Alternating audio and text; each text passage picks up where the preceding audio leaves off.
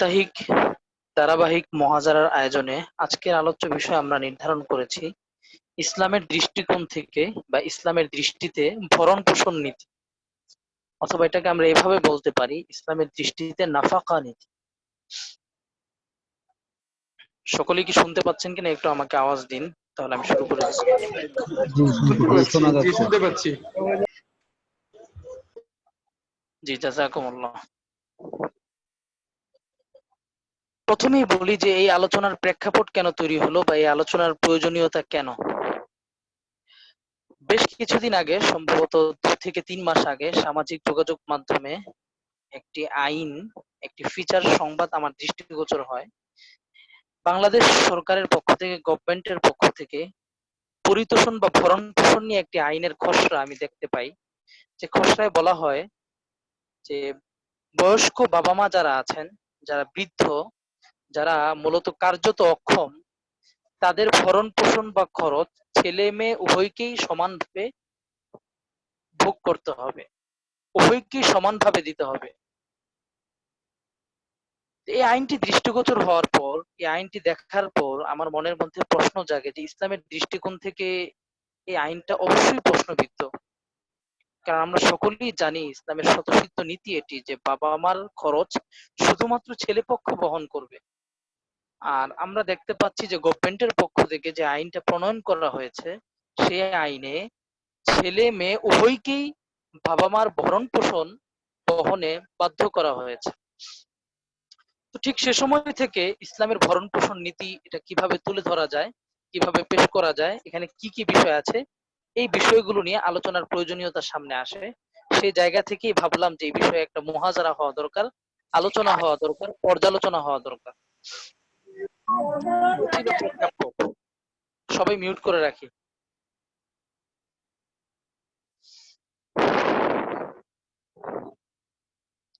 প্রথমেই আসি নাফাকা। যেহেতু আজকের আলোচনার শিরোনাম হচ্ছে আমাদের নাফাকা, নাফাকা শব্দের অর্থ আমরা স্বাভাবিকভাবে বলতে পারি ভরণ পোষণ। এর একেবারে শাব্দিক বিশ্লেষণ করতে গেলে নাফাকা শব্দের একেবারে শাব্দিক অর্থ হবে খরচ, অথবা আমরা ভরণ পোষণ বলতে পারি, পরিতোষণ বলতে পারি, সমস্যা নেই।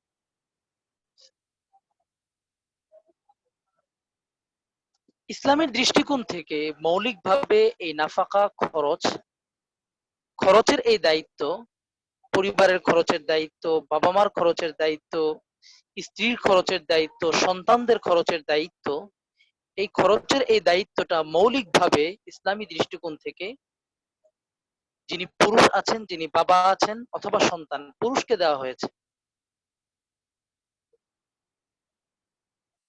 কোন মহিলাকে এই ভরণ পোষণের দায়িত্ব দেওয়া হয়নি। তবে একান্ত ক্ষেত্র বিশেষ কিছু কিছু ক্ষেত্রে আমরা দেখতে পাবো, কিছু কিছু সুরতে আমরা দেখতে পাবো, যেসব ক্ষেত্রগুলোতে ইসলাম মহিলাকেও বলেছে ভরণ পোষণ দিতে, মহিলাকেও খরচ বহন করতে বলেছে, তবে সেটা নিতান্তই সামান্য। মৌলিকভাবে ইসলামী দৃষ্টিকোণ থেকে খরচের দায়, খরচের ভার সেটা পুরুষের উপর চাপিয়ে দেওয়া হয়েছে, বা এটাকে পুরুষের উপর আবশ্যক করা হয়েছে। আমরা প্রথমেই দেখতে পেলাম যে নাফাকা বা এই যে ভরণ পোষণ, এটার দায় দায়িত্ব পুরুষের। মৌলিকভাবে কোনো মহিলার এই ভরণ পোষণের দায় দায়িত্ব নিতে হয় না।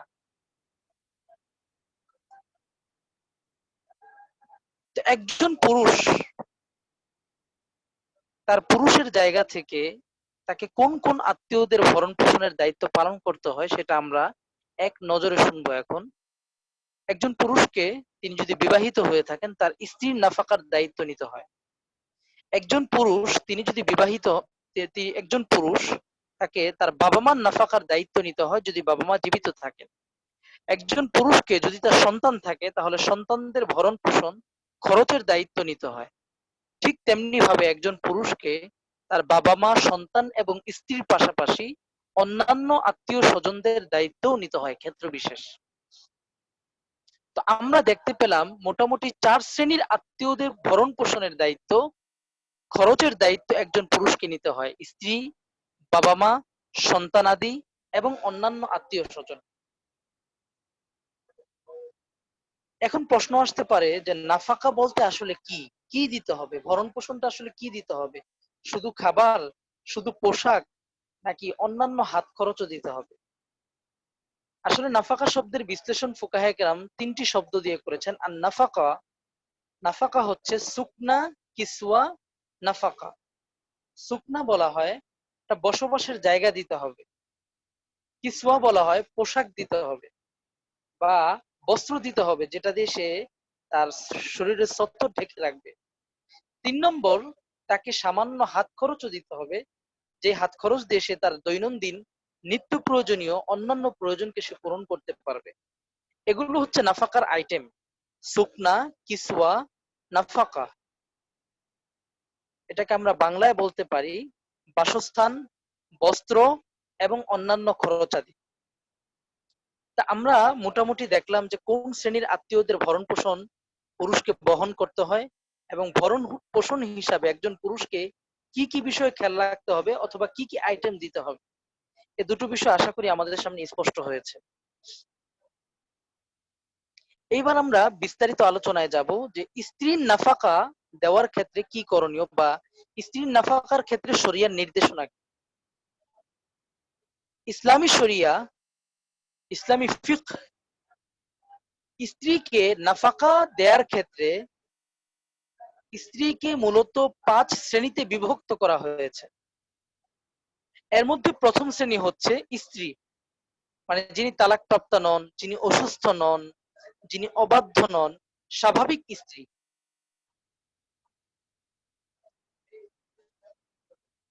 স্ত্রীর ক্ষেত্রে ইসলামী শরিয়ার নীতি হলো স্ত্রীর ক্ষেত্রে তার ভরণ পোষণের দায়িত্ব তার স্বামীকে বহন করতে হবে।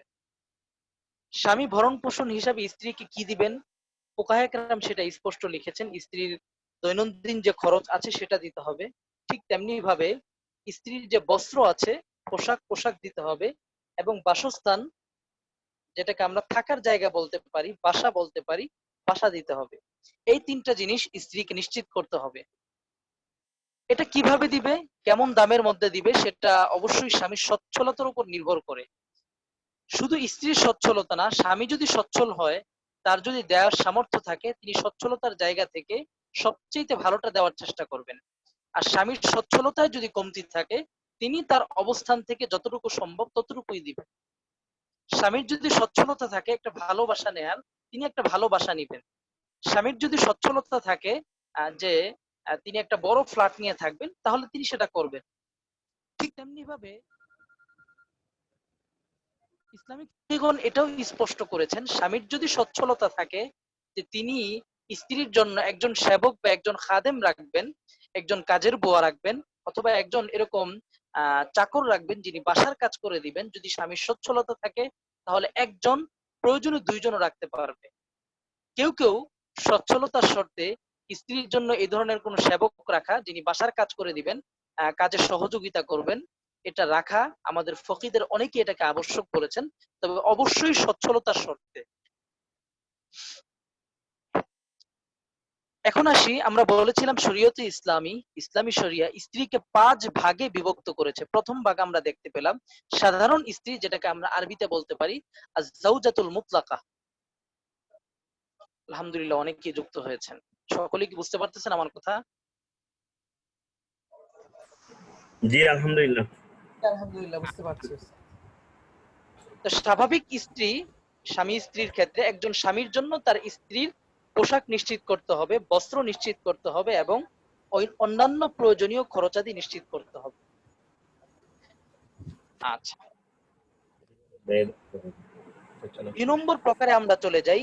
যদি স্বাভাবিক না হয়, যদি স্ত্রী বয়সে কম হয়, যেটাকে আমরা আরবিতে বলতে পারি আজ-জাওজাতুস সাগীরা, ছোট বয়সে ছোট স্ত্রী হয়, যার বয়সটা প্রাপ্তবয়স্ক হওয়ার বয়সে, অথবা এমন স্ত্রী মানে যার থেকে বিবাহের যে মূল লক্ষ্য থাকে স্ত্রীর সাথে এই ধরনের সহবাস করা, এই সহবাস করা সম্ভব হয় না, এরকম বয়সে যদি উপনীত থাকে স্ত্রী, সেই স্ত্রীকে আরবিতে বলা হয় আজ-জাওজাতুস সাগীরা।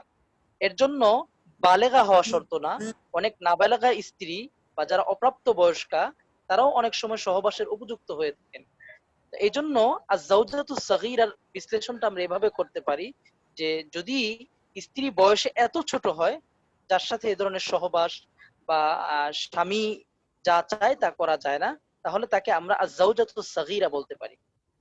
এই ধরনের স্ত্রী যদি হন যিনি বয়সে ছোট, তার নাফাকা দিতে হবে কিনা, একটি গুরুত্বপূর্ণ প্রশ্ন। ফুকাহা কেরাম বলেছেন যে না, স্ত্রী যদি বয়সে ছোট হন, যার কাছ থেকে স্বামী তার চাহিদা পূরণ করতে পারেন না, তাহলে এমন স্ত্রীর নাফাকা দেওয়া, এমন স্ত্রীর ভরণ পোষণের দায়িত্ব নেওয়া স্বামীর জন্য আবশ্যক নয়।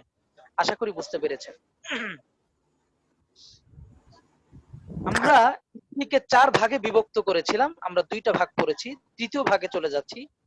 যে স্ত্রী যদি অবাধ্য হয়, যেটাকে আরবিতে বলা হয় আয-যাওজাতুন নাশিজা, অবাধ্য স্ত্রী, যিনি স্বামীর কথা শোনেন না, স্বামীর নির্দেশ পালন দ্বিতীয়টা করেন আরেকবার না। বললে, হ্যাঁ, দ্বিতীয়টা দ্বিতীয়টা বলেছিলাম, আরেকবার বলে একটু ভালো হয়। হ্যাঁ, আয-যাওজাতুস সাগীরা, মানে এমন বয়সে এত কম হওয়া, এত ছোট হওয়া, যার থেকে একজন স্বামী তার এরকম মনের ইচ্ছা তিনি পূরণ করতে পারেন না, যিনি সহবাসের উপযুক্ত নন, এমন বয়সে উপনীত থাকা, এমন স্ত্রীকে আমরা আয-যাওজাতুস সাগীরা বলেছি আরবিতে। এমন স্ত্রীর নাফাকা বা ভরণ পোষণের দায়িত্ব স্বামীর উপর আবশ্যক নয়। হ্যাঁ, এবার আমরা তৃতীয় প্রকারে চলে যাচ্ছি, আয-যাওজাতুন নাশিজা, যেটাকে আমরা বলতে পারি অবাধ্য স্ত্রী, মানে যে স্বামীর কথা শোনে না, স্বামীর হুকুম মানে না, স্বামী যেভাবে কাজ করতে বলে সেভাবে করে না। হয়তো স্বামী বলেছে চাকরি করা যাবে না, তিনি চাকরি করছেন। হয়তো স্বামী বলেছে কোনো মাসলাহাত বা কল্যাণের কারণে যে বাসার বাইরে যাওয়া যাবে না, তিনি বাইরে যাচ্ছেন। হয়তো স্বামী বলেছেন তুমি অমুক আত্মীয়ের সাথে দেখা করতে যাবে না, কেন বলেছেন? কোনো কল্যাণের কারণে, কোনো ফিতনা হওয়ার সম্ভাবনা আছে, এই জন্য নিষেধ করেছেন, কিন্তু স্ত্রী স্বামীর কথা শুনছেন না। তাহলে এ ধরনের স্ত্রীকে শরীয়তে ইসলামের পরিভাষায় বলা হবে আয-যাওজাতুন নাশিজা। এই ধরনের স্ত্রীর ক্ষেত্রে বিধান হলো, অবাধ্য স্ত্রী যদি স্বামীর ঘরে থাকেন, স্বামীর গৃহেই থাকেন, তাহলে স্বামীর জন্য তার নাফাকা, তার ভরণ পোষণ নিশ্চিত করা আবশ্যক। হ্যাঁ, যদি অবাধ্য স্ত্রী স্বামীর ঘর ছেড়ে চলে যান, স্বামীর ঘর থেকে বের হয়ে যান, অন্য কোথাও গিয়ে থাকেন বা তার বাবার বাড়ি চলে যান, তখন স্বামীর জন্য ওই অবাধ্য স্ত্রীর ভরণ পোষণ নিশ্চিত করা আবশ্যক নয়। আশা করি বুঝতে পেরেছেন। এবার আমরা চতুর্থ প্রকারে চলে যাচ্ছি, যেটা আমাদের সমাজে খুব বেশি হয়, তালাকপ্রাপ্তা স্ত্রী। তালাকপ্রাপ্তা স্ত্রীর ক্ষেত্রে স্বামীর জন্য কি করণীয়?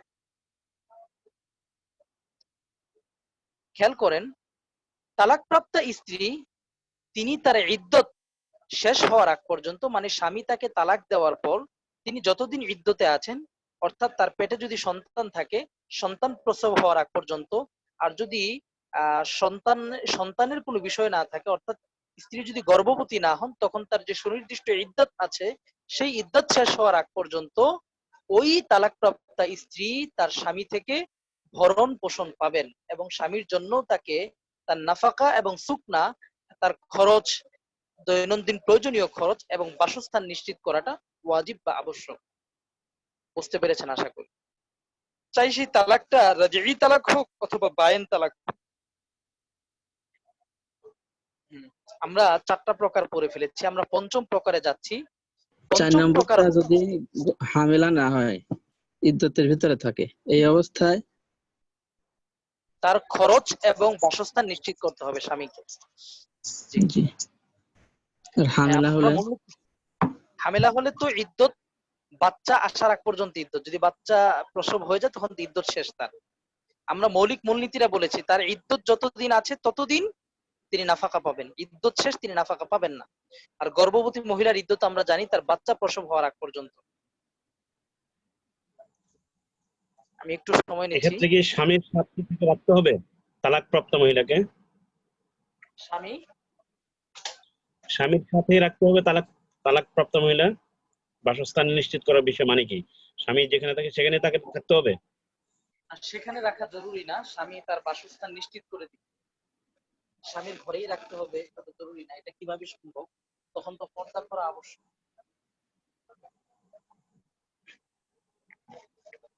বাসস্থান নিশ্চিত করার বিষয়টা কিভাবে আসে? হয়তো তার বাসস্থান নিশ্চিত করার বিষয়টা হলো, একজন স্বামী তার স্ত্রীকে তালাক দিয়েছেন, তালাক দেওয়ার অর্থ তিনি তাকে ঘর থেকে বের করে দিতে পারবেন না। কারণ কেন বের করে দিতে পারবেন না? কারণ এই স্ত্রী এই মুহূর্তে তিনি চাইলে অন্য কাউকে বিয়ে করতে পারবেন না, তাকে ইদ্যত পালন করতে হবে। ইদ্যত পালন করতে হবে কেন? তার স্বামীর স্বার্থেই, তার স্বামীর স্বার্থেই তাকে ইদ্যত পালন করতে হবে। কারণ আপনারা জানেন যদি সে তালাক পাওয়ার পরপরই অন্য স্বামীর সাথে বিয়ে করে, তখন বাচ্চার ক্ষেত্রে বা তার যদি ওই সময় অন্য স্বামীর সাথে কোনো ঘর সংসার হয়, সেক্ষেত্রে যে বাচ্চা আসবে সেই বাচ্চার ক্ষেত্রে একটা সংশয় সৃষ্টি হয় যে এই বাচ্চাটা আসলে কার পক্ষ থেকে আসলো।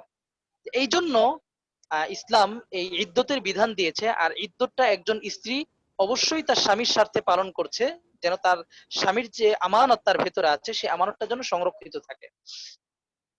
তো যাই হোক, এটা নিশ্চিত করবে এইভাবে যে তার জন্য একটা বাসার ব্যবস্থা করে দিবে। হ্যাঁ, আমাদের সমাজে এই ব্যাপারে খুবই উদাসীনতা দেখা যায়, যে অনেক সময় তালাক দেওয়ার পর স্ত্রীর খোঁজ খবর নেওয়া হয় না, এটা কখনোই কাম্য না। যদি এবার তার আমরা স্ত্রীর যদি তার স্ত্রীর বাবার বাড়িতে চলে যায় এবং বাবার বাড়িতে তার ভরণ পোষণের ব্যবস্থা থাকে, তাহলেও কি আবশ্যক? দেখেন, একটা হলো স্বামীর উপর আবশ্যক, আরেকটা হলো স্ত্রী নিচ্ছেন না, দুইটার বিধান ভিন্ন। জি বুঝতে পেরেছেন? হ্যাঁ, জি জি জি স্ত্রীর বাবার বাড়ি যদি অনেক ধনীও হয়, তারপরেও একজন স্বামীর উপর আবশ্যকীয়তা থেকে যায়। জি হ্যাঁ, স্ত্রী চাইলে না নিতে পারেন, কিন্তু বাবার বাড়ি ধনী হওয়ার কারণে যে স্বামীর আবশ্যকীয়তা এটা মুস্তাহাব হয়ে যাবে, বিষয়টা এমন না। জি জি বুঝতে পেরেছেন? আমরা জি পঞ্চম প্রকারে চলে যাচ্ছি। স্ত্রী যদি অসুস্থ থাকেন, দেখা যায় অনেক দুরারোগে আক্রান্ত, ক্যান্সার হয়েছে, আলসার হয়েছে, বা অনেক দিন যাবত তিনি অসুস্থ, সেক্ষেত্রে কি বিধান? এক্ষেত্রে শরীয়ত ইসলামের সুস্পষ্ট বক্তব্য হলো, স্ত্রী যদি অসুস্থ হওয়ার পরও স্বামীর গৃহে থাকেন, তাহলে ওই স্ত্রীর ভরণ পোষণ স্বামীকেই নিশ্চিত করতে হবে। হ্যাঁ, আর যদি তিনি অসুস্থ হওয়ার পর স্বামীর গৃহ ত্যাগ করে চলে যান, বাবার বাড়ি চলে যান, সেক্ষেত্রে ফকিগণ বলেছেন স্বামীর জন্য তার ভরণ পোষণ দেয়া সেটা আবশ্যক থাকে না।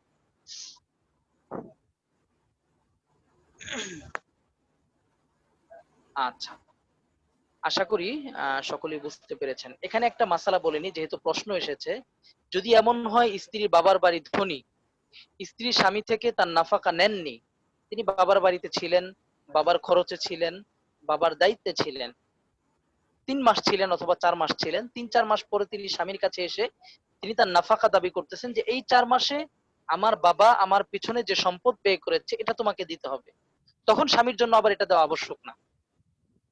বুঝতে পেরেছেন?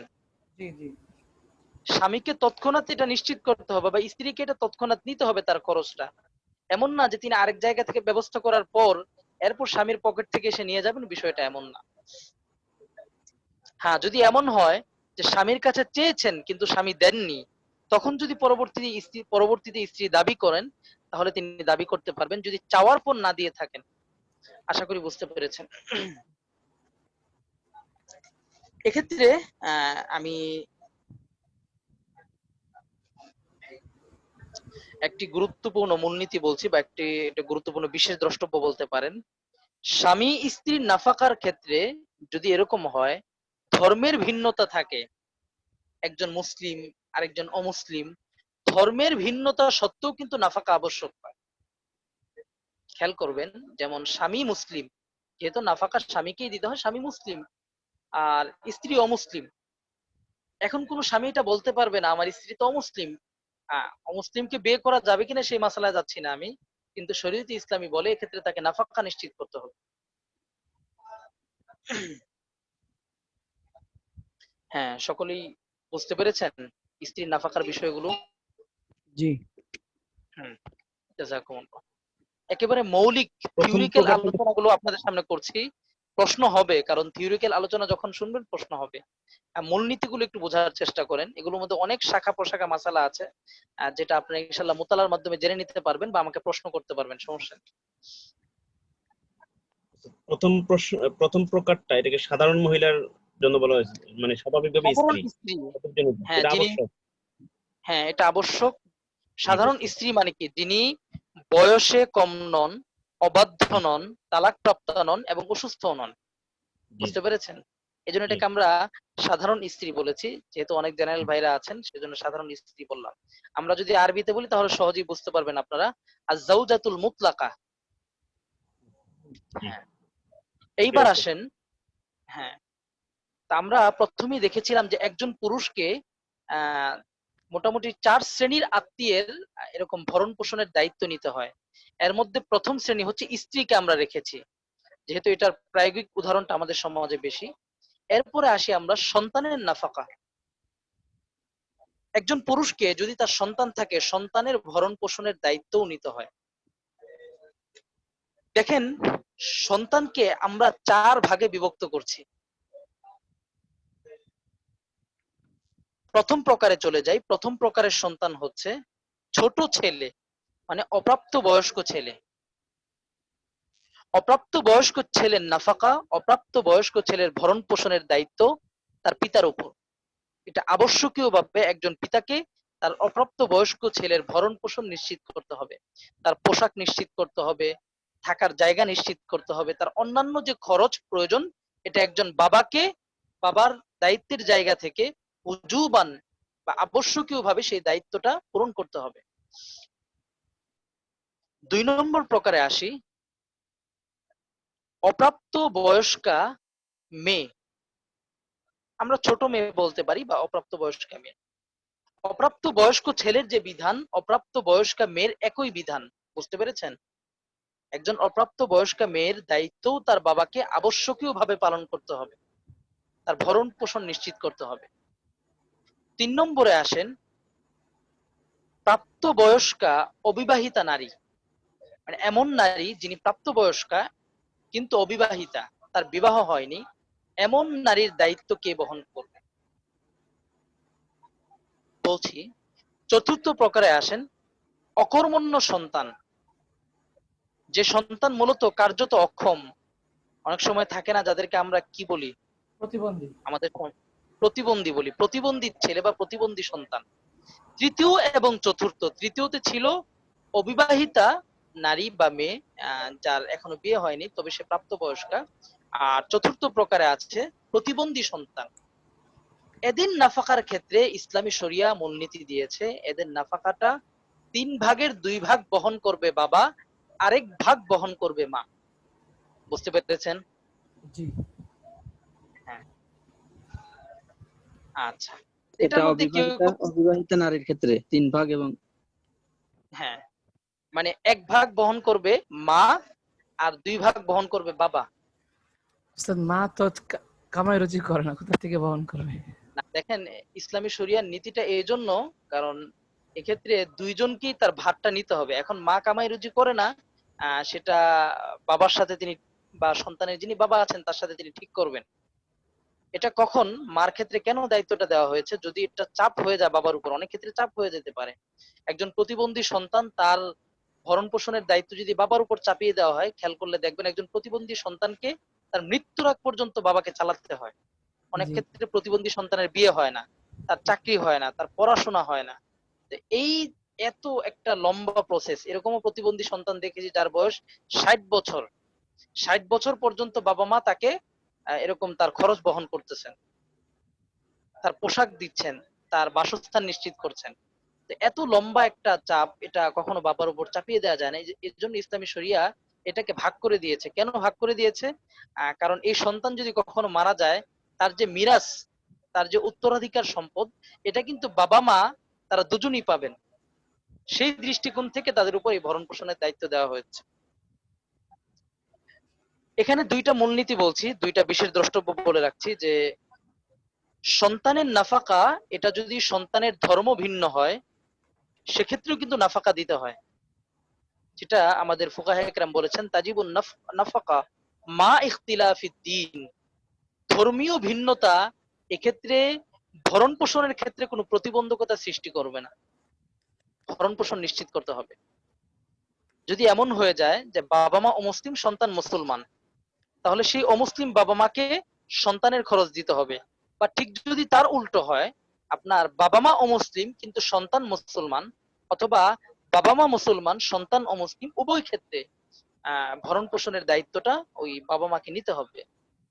2 নম্বর মূলনীতি বা 2 নম্বর বিশেষ দ্রষ্টব্য হচ্ছে, বা গুরুত্বপূর্ণ একটি পয়েন্ট হচ্ছে, যদি সন্তানের নামে কোনো সম্পদ থাকে, খেয়াল করেন, সন্তানের নামে যদি কোনো সম্পদ থাকে, ব্যাংক অ্যাকাউন্ট আছে, অথবা সন্তান একটা বড় অঙ্ক তিনি হাদিয়া পেয়েছে, সন্তানের নামে হাদিয়া এসেছে, বা সন্তানের নামে কোনো জায়গা আছে, কেউ দিয়েছে তাকে বা তার বাবাই তাকে দিয়েছে, সন্তানের নামে যদি কোনো জায়গা থাকে, কোনো সম্পদ থাকে, কোনো অ্যাকাউন্ট ব্যাংক ব্যালেন্স থাকে, তাহলে তখন সেক্ষেত্রে বাবার উপর ওই সন্তানের দায়িত্ব নেওয়াটা আবশ্যক হয় না। সেক্ষেত্রে বাবা চাইলে ওই সন্তানের সম্পদ থেকেই সন্তানের উপর ব্যয় করতে পারেন। বুঝতে পেরেছেন? জি। হ্যাঁ, যদি বাবা সন্তানের সম্পদ ব্যয় না করেন, তিনি নিজে দিয়ে দেন, সেটা তাবাররুআন হবে, সেটা উত্তম হবে। কিন্তু তিনি চাইলে তার সম্পদ, সন্তানের সম্পদ থেকে তিনি ব্যয় করতে পারেন। এটা অনেক সময় হতে পারে আমাদের সমাজে যে আপনার দেখা গেল, আমি একটা সহজ উদাহরণ দিচ্ছি যে অনেক সময় আকিকার অনুষ্ঠান হয়, ঠিক না? তো আকিকার অনুষ্ঠানে অনেকেই এসে সন্তানের নামে অনেক কিছু দিয়ে যায়। কেউ চেইন দেয়, কেউ টাকা দেয়। তো দেখা গেল একজন সন্তানের আকিকার অনুষ্ঠানে নগদ টাকাই উঠেছে আপনার 1 লাখ টাকা। তো কিছুদিন পরে সন্তানের দুধ কিনতে হবে, সেরেলাক কিনতে হবে, এটা কিনতে হবে, সেটা কিনতে হবে। এত কিছু কেনা বাবার সাধ্যে নেই। তো বাবা চাইলে কিন্তু তার নামে যে টাকাগুলো এসেছে 1 লাখ টাকা, সেই 1 লাখ টাকা থেকে তিনি খরচ করতে পারবেন। ঠিক না? জি। হ্যাঁ, তো এরকম প্রয়োগ আমাদের সমাজে হতে পারে। তো মাসালা জানা থাকলে এক্ষেত্রে সমস্যা হবে না। না হলে অনেকে প্রশ্ন করতে পারেন যে আপনি সন্তানের পয়সা খরচ করতেছেন। বাবা চাইলে এটা পারেন।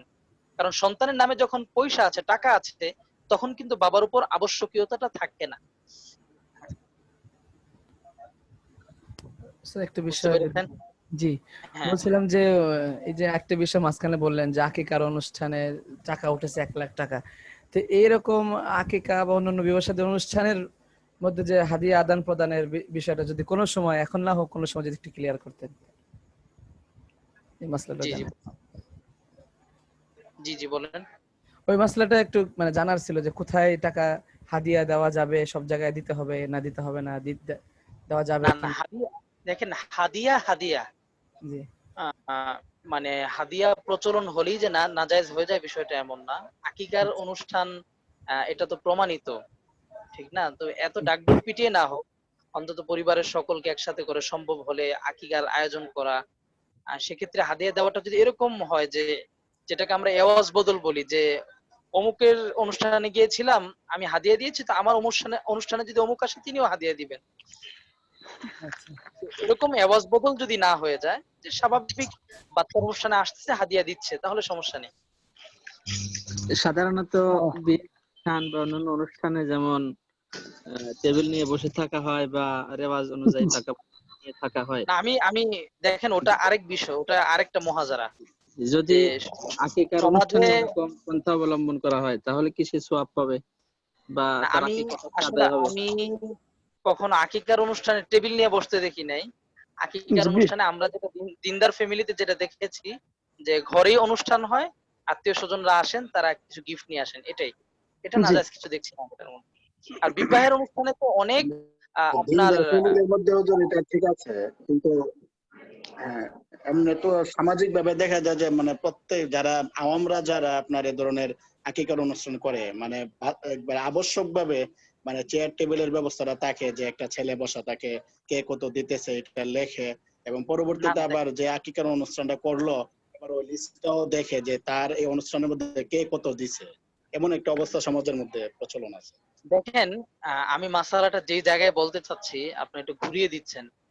সামাজিক রসুমাত এটা নাজায়েজ ধরলাম, আকিকার সময় টেবিল নিয়ে বসা, এক ধরনের হাদিয়া দিতে মানুষকে, যেটাকে বলে ইন্টেনশনালি বাধ্য করা, এই অনুষ্ঠানে আসলে হাদিয়া দিতে হবে, এই ধরনের বাধ্য করা, এটা নাজায়েজ। কিন্তু ওই অনুষ্ঠানে যদি সন্তানের নামে কোনো হাদিয়া আসে, সেই হাদিয়াটা সন্তানের মালিকানায় যাবে কিনা সেটা বলেন। জি যাবে যাবে। না? জি যাওয়ার পরে হচ্ছে আমাদের আলোচনা, আমরা আগেরটা আলোচনা করছি না এখন। দেখেন, পরে যেমন এসকাল তেমন উত্তর। জি, আচ্ছা, এখানে আরেকটা প্রশ্ন আছে। হ্যাঁ, হ্যাঁ, বলেন। অনেক সময় দেখা যায় ছোট জন্মের পরে, বাচ্চা জন্মের পরে তার আত্মীয় স্বজন, ফুফু, মামা, ভাই, 100-500 টাকা করে দেয়। তো এই টাকাটার জি মাসলাটা কি? বাচ্চা, বা ঈদের বকশিস দেয়, বাচ্চা জন্ম মানে ঈদের বকশিস দেওয়া হয়, বা যারা নতুন দেখতে আসে তারা একটা হাদিয়া তার হাতে দিয়ে ধরায় দিয়ে যায়, 500 টাকা বা 100 টাকা দিয়ে যায়। এই টাকাটা মালিক কি বাচ্চা, না বাপ মা খরচ করতে পারবে?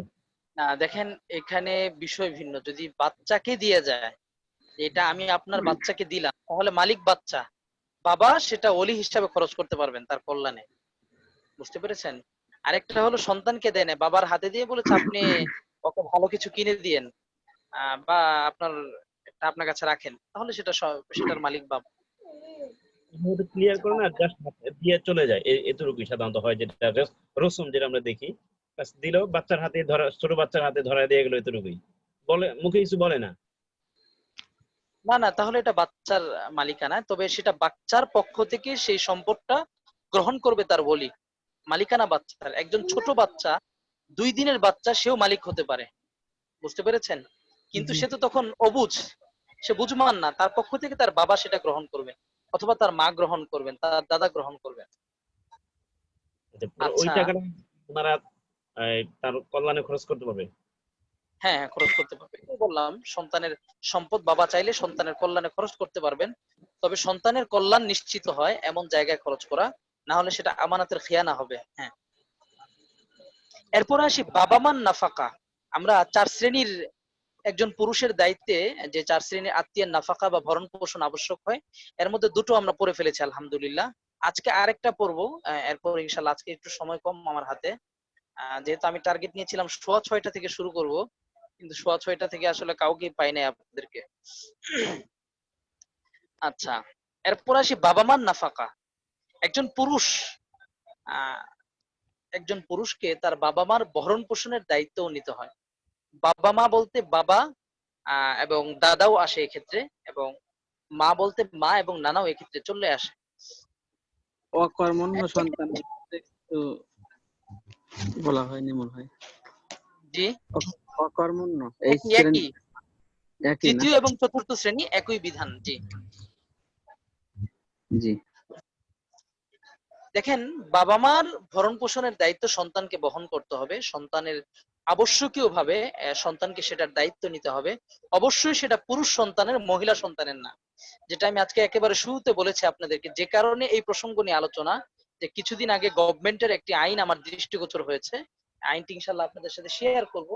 যে আইনে আমরা দেখেছি, যে আমরা দেখতে পেয়েছি যে গভর্নমেন্টের পক্ষ থেকে ওই আইনে বলা হয়েছে যে বাবা মার ভরণ পোষণের দায়িত্ব ছেলে মেয়ে উভয়কে সমানভাবে নিতে হবে। তো সেই জায়গা থেকে আমার প্রশ্ন তৈরি হয়েছে, আমি নাফাকা নিয়ে কাজ করেছি, সেই আলোচনা এবং গবেষণাটা আপনাদের সামনে পেশ করছি। আমরা ফিকহের কিতাবে স্পষ্ট দেখতে পাই যে বাবা মার নাফাকা পুরুষ সন্তানকে বহন করতে হবে, মেয়ে সন্তানকে না। হ্যাঁ, যদি কোনো মেয়ে তাবাররুআন তার বাবাকে কিছু দেন, সেটা ভিন্ন জিনিস। আমরা শরীয়ত ইসলামের মধ্যে কথা বলবো যেটা ওয়াজিব, যেটা আবশ্যক, সেটা নিয়ে মুআমালাতের ক্ষেত্রে। তবে একজন মেয়ে, তিনি যদি সম্পদশালী হন, তার যদি সেই সাধ্য থাকে, সামর্থ্য থাকে, সেটা তো অবশ্যই উচিত, অবশ্যই উত্তম তার বাবা মার জন্য ব্যয় করা, কিন্তু শরীয়ত তার জন্য সেটা আবশ্যক করেনি। হ্যাঁ, এক্ষেত্রে গুরুত্বপূর্ণ 3টি মূলনীতি বলছি। একটি হচ্ছে, বাবা মার নাফাকা আবশ্যক হয় যদিও বাবা মা ধর্মের ক্ষেত্রে ভিন্ন ধর্মাবলম্বী হন। যেমন ছেলে মুসলমান, বাবা মা হিন্দু, হতে পারে না? ছেলে মুসলিম হয়েছেন কিন্তু তার বাবা মা অমুসলিম, খ্রিস্টান, হিন্দু, যেই ধর্মেরই হোক না কেন, ছেলেকে অবশ্যই তার বাবা মার নাফাকা নিশ্চিত করতে হবে। 2 নম্বর গুরুত্বপূর্ণ বিষয় হচ্ছে, যেটাকে আমরা বিশেষ দ্রষ্টব্য বলতে পারি বা গুরুত্বপূর্ণ পয়েন্ট হচ্ছে, বাবা মা যদি দরিদ্র হন, কেবল সেক্ষেত্রেই সন্তানের উপর নাফাকা আবশ্যক হবে, বা সন্তানকে বাবা মার দায়িত্ব নিতে হবে। ইনকানু ফুকারা, যদি তারা দরিদ্র হন। হ্যাঁ, যদি বাবা মা দরিদ্র না হন, তারা ধনী, তাদের সম্পদ আছে, সেক্ষেত্রে কখনোই সন্তানের উপর বাবা মার ভরণ পোষণের দায়িত্ব আবশ্যক হবে না। তৃতীয় একটি গুরুত্বপূর্ণ পয়েন্ট হচ্ছে, বাবা মা উভয়কে সমানভাবে ভরণ পোষণ দিতে হবে। বাবাকে 10 টাকা, মাকে 10 টাকা, এমন না যে মাকে 3-এর 1 দিবে, বাবাকে 3-এর 2 দিবে। কারণ পুরুষ মহিলা বিবেচনা করে যদি এরকম 3-এর 1, 3-এর 2 এভাবে দেয়, সেটা জায়েজ হবে না। কারণ ফুকাহায়ে কেরাম স্পষ্ট বলেছেন, নাফাকার ক্ষেত্রে বাবা মা উভয় সমান ভরণ পোষণ পাবে। বুঝতে পেরেছেন? জি। এই ছিল আজকের আলোচনা। আরেকটা শ্রেণী বাকি রয়েছে, সেটা হচ্ছে অন্যান্য আত্মীয় স্বজনদের ভরণ পোষণের দায়িত্বটা কিভাবে একজন পুরুষ বহন করবে বা তার উপর কতটুকু আবশ্যক হবে, সেটা ইনশাল্লাহ আমরা আগামী সপ্তাহে আলোচনা করব। আর আপনাদের কাছে আমার অনুরোধ, এই বিষয়ে যত প্রশ্ন আছে ইনশাল্লাহ আপনারা সেই প্রশ্নগুলো নোট রাখতে পারেন। আমি আগামী সপ্তাহে ইনশাল্লাহ এই প্রশ্নগুলো নিব, আরো বিস্তারিত ইনশাল্লাহ শাখাগত বিষয়গুলো ধরে ধরে উদাহরণ দিয়ে দিয়ে ইনশাল্লাহ আলোচনা করার চেষ্টা করব। আশা করি মূলনীতিগুলো বুঝতে পেরেছেন আপনারা। জি। আমি জি। একটু খোলাসাটা আবার বলছি, আপনাদের সাথে শেয়ার করছি, যেহেতু অনেক পড়ে এসেছেন। আমি 2-3 মিনিটে খোলাসাটা পড়ে দিব। আজকে আমরা ইসলামের দৃষ্টিকোণ থেকে ভরণ পোষণ নীতি নিয়ে আলোচনা করেছি। আমরা শুরুতেই বলেছি যে একটি আইনের উপর ভিত্তি করে মূলত আমাদের এই আলোচনার প্রেক্ষাপট আজকে আলোচনাটা আমরা করেছি। সেই আইনে আমরা দেখতে পেয়েছিলাম যে বাবা মার ভরণ পোষণের দায়িত্ব ছেলে মেয়ে দুইজনকে বহন করতে হবে। এজন্য আমরা শুরুতেই বলেছি আজকে যে না, নাফাকার দায়িত্ব শরীয়তে ইসলামী মৌলিকভাবে পুরুষকে দিয়েছে। ভরণ পোষণের কোনো দায়িত্ব ইসলামী শরীয়তে মহিলাকে মৌলিকভাবে দেওয়া হয় নাই। তবে ক্ষেত্র বিশেষ একটি সূরাতে আমরা দেখতে পেয়েছি কেবল, যে ক্ষেত্রে মাকে ওই অকর্মণ্য সন্তান এবং ওই আপনার অবিবাহিতা নারীর ভরণ পোষণ দিতে হয় কিছু অংশ। বাকি কোনো ক্ষেত্রে ইসলাম মহিলাকে ভরণ পোষণের দায়িত্ব দেয়নি। আমরা বলতে পারি দেয়নি ইসলাম, এই ধরনের কোনো দায়িত্ব মহিলাকে দেয়। তো আমরা শুরুতেই দেখেছি যে ভরণ পোষণের ক্ষেত্রে একজন পুরুষকে কি কি দিতে হবে, কি কি আইটেম দিতে হবে, বা নাফাকার আইটেম কি কি। তো আমরা দেখেছি নাফাকার 3টা আইটেম বলেছি আমরা। একটা হচ্ছে বাসস্থান, আর একটা হচ্ছে পোশাক, আর তৃতীয় হচ্ছে যাবতীয় খরচ, যেটাকে আমরা হাত খরচ বলতে পারি, পকেট খরচ বলতে পারি, বা নিত্য প্রয়োজনীয় যে খরচ সেটা দিতে হবে। আর এরপর আমরা আলোচনা করেছি একজন পুরুষকে 4 শ্রেণীর আত্মীয়ের নাফাকা বহন করতে হয়। এর মধ্যে প্রথমেই আছেন স্ত্রী, দ্বিতীয়তে আছেন বাবা মা, দ্বিতীয়তে আছেন সন্তানাদি, তৃতীয়তে আছেন আপনার বাবা মা, আর চতুর্থতে আমরা রেখেছিলাম অন্যান্য আত্মীয় স্বজন। এর মধ্যে আমরা আজকে স্ত্রী নিয়ে আলোচনা করেছি যে স্ত্রীর মধ্যে আবার 5 ধরনের স্ত্রী হতে পারে, এখানে 5টা ভাগ হতে পারে। আমরা বলেছিলাম প্রথমে সাধারণ স্ত্রী, অর্থাৎ যে ছোট নন, অবাধ্য নন, তালাকপ্রাপ্ত নন, অসুস্থ নন। স্বাভাবিক যে আমরা সমাজে স্বামী স্ত্রী দেখতে পাই, সেক্ষেত্রে অবশ্যই একজন স্বামীকে স্ত্রীর নাফাকা নিশ্চিত করতে হবে। স্ত্রী যদি ছোট হয় বয়সে, যার সাথে একজন স্বামী তার যৌবিক যে চাহিদা আছে সেটা পূরণ করতে পারেন না, সেক্ষেত্রে ভরণ পোষণ আবশ্যক নয়।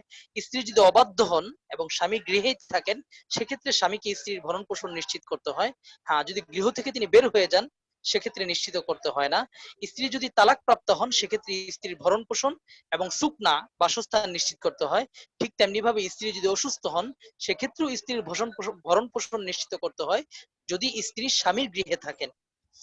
আমরা এটা আলোচনা করেছিলাম। কিছু গুরুত্বপূর্ণ নোট আমরা দিয়েছিলাম যে ধর্মীয় ভিন্নতা এই ক্ষেত্রে ভরণ পোষণের দায়িত্ব নেওয়ার ক্ষেত্রে কোনো প্রতিবন্ধকতা সৃষ্টি করবে না, এটা আমরা আলোচনায় রেখেছিলাম। এরপরে আমরা সন্তানের নাফাকা নিয়ে আলোচনা করেছি। সন্তান 4 ধরনের হতে পারে। একটা হচ্ছে ছোট সন্তান, চাই সে পুরুষ হোক, মহিলা হোক, ছেলে হোক, মেয়ে হোক, তাদের নাফাকার দায়িত্ব বাবাকে আবশ্যকীয় ভাবে বহন করতে হয়। আর এরপর আমরা আলোচনা করেছিলাম তৃতীয়তে আপনার বড় মেয়ে কিন্তু সে অবিবাহিত। চতুর্থতে আমরা বলেছিলাম অকর্মণ্য সন্তান। এই দুইজনের নাফাকা 3 ভাগের 2 ভাগ বহন করবে বাবা, 1 ভাগ বহন করবে মা। এক্ষেত্রে আমরা গুরুত্বপূর্ণ 2টি নোট দিয়েছিলাম। একটি হচ্ছে যে ধর্মীয় ভিন্নতা এক্ষেত্রে ভরণ পোষণের ক্ষেত্রে কোনো প্রতিবন্ধকতা সৃষ্টি করবে না। আর দ্বিতীয় আরেকটি নোট দিয়েছিলাম আমরা, যদি সন্তানের কোনো সম্পদ থাকে সন্তানের নামে, সেক্ষেত্রে বাবার উপর ওই সন্তানের জন্য খরচ করা আবশ্যক হয় না। বাবা চাইলে সন্তানের সম্পদ থেকেই খরচ করতে পারেন। আর বাবা মার নাফাকার ক্ষেত্রে আমরা বলেছি বাবা মার নাফাকাটাও পুরুষের উপর আবশ্যক হবে, অর্থাৎ ছেলের উপর আবশ্যক হবে, মেয়ের উপর নয়। এবং এক্ষেত্রেও ধর্মীয় ভিন্নতা কোনো প্রতিবন্ধকতা সৃষ্টি করবে না। আরেকটি গুরুত্বপূর্ণ নোট দিয়েছিলাম, যদি তারা দরিদ্র হন সেক্ষেত্রেই নাফাকা আবশ্যক হবে। আর যদি বাবা মা ধনী হন তাহলে সন্তানকে দায়িত্ব নিতে হবে না। আর বলেছিলাম বাবা মা উভয়কে সমান ভাবে দিতে হবে। এক্ষেত্রে বাবাকে 2 ভাগ, মাকে 1 ভাগ, এই ধরনের কোনো বন্টন করা যাবে না। অসংখ্য শুকরিয়া, আশা করি সকলেই বুঝতে পেরেছেন। আমাদের ওই যে শরঈ পরিমাপ, এটা 2টা মুহাজারা হয়েছিল, এরপরে বাকিগুলো শেষ হয়নি। ওই মুহাজারায় আসলে তেমন সাড়া পাই নাই, সেজন্য ওটা বাদ দিয়েছে। যদি আপনারা সাড়া দেন আবার শুরু করবো ইনশাআল্লাহ। আচ্ছা। শরী পরিমাপ নিয়ে আমার বিস্তারিত গবেষণা আছে 30 পৃষ্ঠা। তো আসলে ওটা একটু সাড়া কম পেয়েছি, দেখি যে অনেকেই হয়তো একটু চাপ হয়ে যায় ওটা, এজন্য ওইদিকে আর যাইনি আমি, মওজু পরিবর্তন করেছি। জি, জি। জাযাকুমুল্লাহ। আসসালামু আলাইকুম। আমাদের